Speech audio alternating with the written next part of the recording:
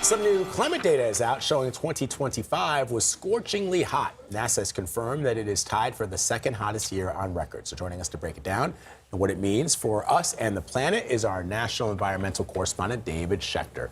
So David, several international reports have come out in the last few days about another record hot year this year. And when we say it's the hottest on record or the second hottest on record, how far back are we looking?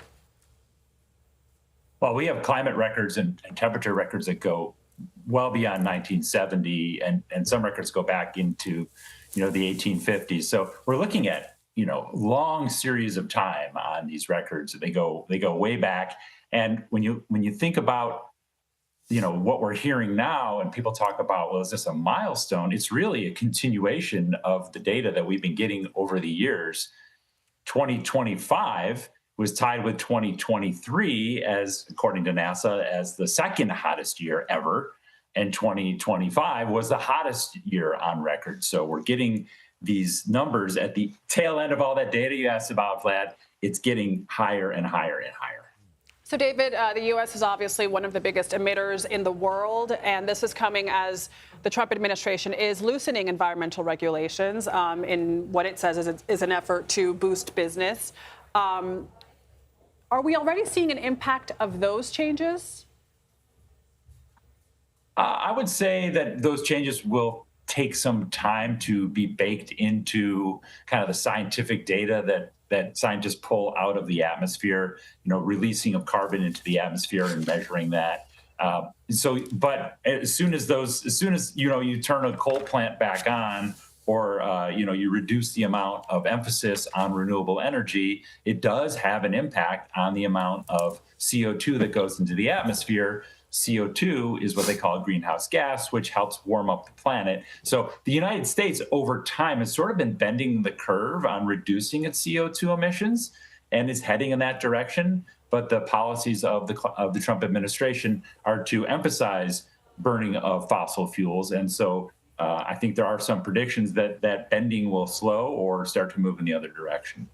And David, we know that the administration has cut a lot of jobs at NOAA and the National Weather Service. Do we have any sense of whether or not those job cuts affect some of this data or just the government's ability to collect data moving forward?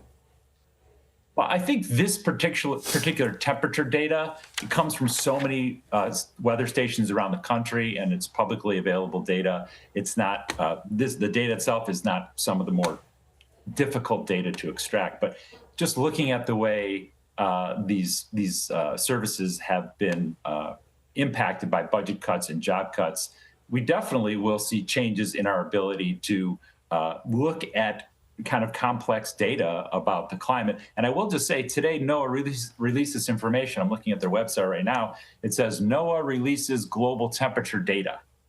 It doesn't say anything about what that data means. And in fact, I had to spend a couple of minutes just looking at it to say, well, what are they saying about 2025? I didn't even understand it. When you look at European information from their sort of sister group called Copernicus, it's like, we just had our second or third hottest year in a row, and here's what that means. So definitely we're getting no analysis or no context from the data that NASA has just released. We had to do that ourselves. Thank you, David. And a last question.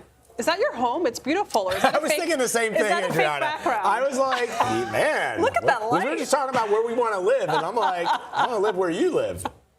My wife, I'm going to make a clip of this and send it to my wife. She's going to be so happy to hear how much you liked her home. Oh, she did a beautiful job. Beautiful taste. David, thank you. Thank you.